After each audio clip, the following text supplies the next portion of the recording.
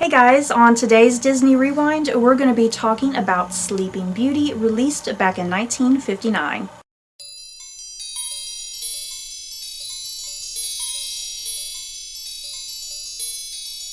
Sleeping Beauty is about Aurora, but unknown to her, she is actually a princess. Years ago, she was whisked away by 3 fairies, because when she was born, an evil witch by the name of Maleficent said that on the eve of her 16th birthday, she would prick her finger and die. So, our overall thoughts and impressions on Sleeping Beauty. Last video, when we were talking about Lady and the Tramp, if you watched it, Stephanie over here was griping that she wasn't looking forward to watching Sleeping Beauty. Well, it was better than what I thought it was going to be, because I don't ever remember watching Sleeping Beauty. And it looks pretty boring. I think we've only seen Sleeping Beauty once, I want to say. I think this was like my second time watching it. But it was better than what I thought it would be. It had a story. That was kind of stupid, didn't make sense, but still it had a story. Yeah, it had a story compared to Snow White. I also really enjoyed it. I don't think I enjoyed it as much as some of these other things, because if you watched our Lady and the Tramp review, I just really loved Lady and the Tramp. So I don't think I enjoyed Sleeping Beauty as much as something like Lady and the Tramp, but I still did really enjoy it for what it was. It was fun and a great batch of characters, and I did laugh out loud on quite a few occasions. There were some genuinely funny moments. Though some stuff didn't make sense, because I mean they said that she should stay in hiding For 16 until years. After her birthday. Yeah. Because it was on the eve of her birthday was when she would prick her finger. Yeah, and so what happens? The fairies sit there and they tell her everything. They say, "Oh, her yeah. birthday," Yeah. and they're like, "Oh, hey, guess what? You're a princess," and they lead her to her doom. So They do. The fairies fairies were were stupid. the fairies were stupid because they were like, "Hey." It's like they know full and well that Maleficent's curse is there, but it's like they get excited, you know? I think that's the thing. I think they get excited. They want to take her back to her parents, and it's like, well, you took her too early because then she pricked her finger. And why exactly was Maleficent after Aurora? That's why they created the Disney movie. See, and that's something that we were talking about as we were watching the cartoon, because, you know, the recent Angelina Jolie movie came out, like, back over the summer, right? So, in the back of our heads, as we're watching this cartoon, we're kind of filling out all this backstory that doesn't even exist in the cartoon, and it's like, that's the only logical things, you know, to kind of fill in the gaps about why Maleficent is even doing what she's doing, because, yeah, why is she doing what she's doing? And yes, I think she was only in 3 scenes. Yeah. The beginning, a little bit after the beginning, and then she disappeared for the rest of the movie. Yeah. And reappeared at the end to do whatever it was she was going to do to Aurora. Just to talk about the visual style of the movie, I personally really like the visual style.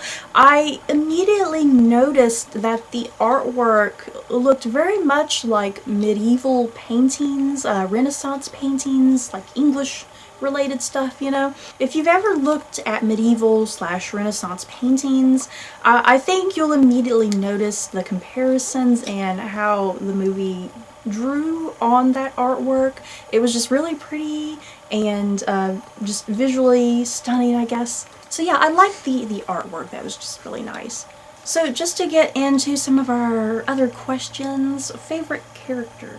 Aurora kind of had Really? nothing to really do within the story. I think that it should have been retitled The 3 Fairies. The 3 fairies. And Aurora. Yeah, the 3 fairies, Flora, Fauna, and Merryweather, right? Mm-hmm. They kind of took up the majority of the movie, and it was kind of really about them in some ways, more so than Aurora. So, I liked Merryweather. Merryweather The bigger... she was kind of, I guess, too, the younger fairy. I mean, she was older, too, but the other ones had, like, the gray hair. She was so funny. I probably would have liked Maleficent if she was in it. Or... Yeah, that's the thing. Yeah, like we just said a little while ago, Maleficent was only in a few scenes, and yeah, that was kind of surprising, and because a lot of people think of Maleficent as the best Disney villain, and I don't think I'd go that far to say that. Would you? Yeah, because she wasn't there for long. You got nothing out of her that made you think, ooh, I don't like her. Because, I mean, we're going to get some of these villains like Scar and Who Frollo. have more thought out plots. Yeah. And why they're villainous. Yeah, why they're villainous. Yeah, I like the three fairies as well. They were just really fun and quirky. And, the movie, the Angelina Jolie movie, I hated them in that. They were just a bunch of bumbling idiots.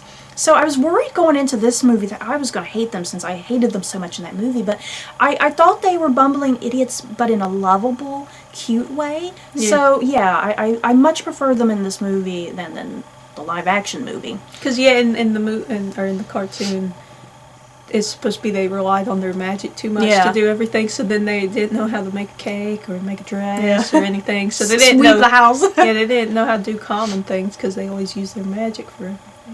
But if I had to pick a favorite character, yeah, I love the fairies. I don't know. Prince Philip, I really liked Prince Philip. Maybe it's because he's cute. I don't know. But I liked Prince Philip. He wasn't, like, a stupid prince, I don't think. He was dashing and heroic. Even though the fairies did have to help him do every single thing, which was kind of annoying. And also the woodland creatures. You gotta love the woodland creatures. We got the owl plushie dressed in Philip's hat and cloak, and then the bunny in Philip's boots. They're so cute. I also did really like King Stefan and King, was it Humbert? Philip's dad? Yeah. It started with an H. I did like both kings. They were pretty hilarious. They were sitting there, trying to sign their treaties and about Philip and Aurora, being betrothed to one another. They were really funny. And then they kind of started arguing. But then something happened. And then they're all like, hey, buddy. Best song. Really wasn't no great songs, but if I had to pick one, and you'll probably say the same thing, is the, I forgot what the title was called. Once Upon a Dream? Yeah, that's what I was going to say. That was the only proper song. It's probably the most iconic song from the movie as well, the one that most everyone knows. Favorite scene? I would have to go with just the whole ending as a whole. Well, like with the fairies helping Philip get out of jail. I was going to say this exact same scene too. And doing everything for him, helping him, make it, because Maleficent was sitting there shooting stuff at him and everything, and making rocks tumble. And so what happened? The rocks tumbled, and then the fairies waved their wands, and then it became a rainbow. It bounced the rocks off the rainbow. Yeah, it destroyed them and created a little rainbow over Philip. And then, like, the arrows, when she was shooting, when her minions were shooting arrows at Philip, they became like flowers when the fairies hit them with their wands. Yeah. So just from there all the way to, even Philip killing Maleficent.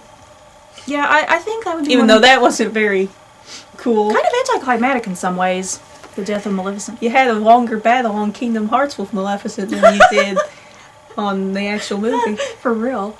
But yeah, I'd probably say that too. Philip's prison escape with the help of the fairies, and then his battle with Maleficent, all the way up to him kissing Aurora. So, but since that was like an action-packed, serious scene, but like for a more humorous scene, I did find it funny when Flora, Fauna, and Merryweather, they were trying to make the dress and the cake for Aurora's 16th birthday, and it was just all going to hell, and they weren't doing anything right. They were misreading the directions and taking things too literally. So that was really cute and fun. I also really liked Aurora and Philip's sing and dance together in the forest. Yeah. That was cute. But once again, why do these early Disney princesses, they meet their prince and they only meet them for like 1 to 5 minutes and they're instantly infatuated, and it's so annoying, but it's a kid's cartoon, I guess. You gotta do it, or else, you'll be watching like a 5-hour movie if you wanted them to have a prolonged relationship. Best line. I really honestly You don't couldn't. There wasn't like a standout line for me personally. I mean, not that there was anything wrong with the lines, but I just didn't have a standout line. Yeah, nothing really particular stood out to me either, but just one humorous line that I loved when Philip comes back to the castle and he tells his father that he's met this beautiful, wonderful girl and he wants to Peasant girl. Yeah, he wants to marry her, but then he tells his father it's a peasant girl.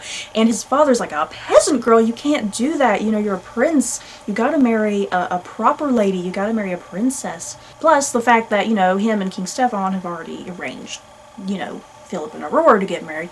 So then Philip, he has this wonderful line, which he says, "Father, you're living in the past. It's the 14th century. Think about that, guys. 14th century. Women still didn't have equal rights back then. They were still treated like crap. But Philip, he's still thinking like a 20th century man. That I just found that really humorous and way too progressive. I guess too progressive of a line for Philip to say for a 14th century man. Yeah, what was the past? The 10th century or something like that? So it's time for a book recommendation. Unfortunately, I couldn't find anything in my own room kind of relating to Sleeping Beauty, but I have been watching a ton of booktube videos. I've seen a ton of people read this book and absolutely love it, and it is The Sleeper and the Spindle by Neil Gaiman, and it's a graphic novel, which is a sort of mashup between Sleeping Beauty and Snow White, and I've seen these videos about it, and it looks visually stunning. The story sounds intriguing and interesting, and just a really kind of unique and different take on Snow White and Sleeping Beauty. So even though I have not read this book, I definitely would love to get it in the future. So I highly recommend The Sleeper and the Spindle if you love a Sleeping Beauty. So concluding thoughts on Sleeping Beauty? It was a good movie. Yep, good. Kind of a bit indifferent, maybe.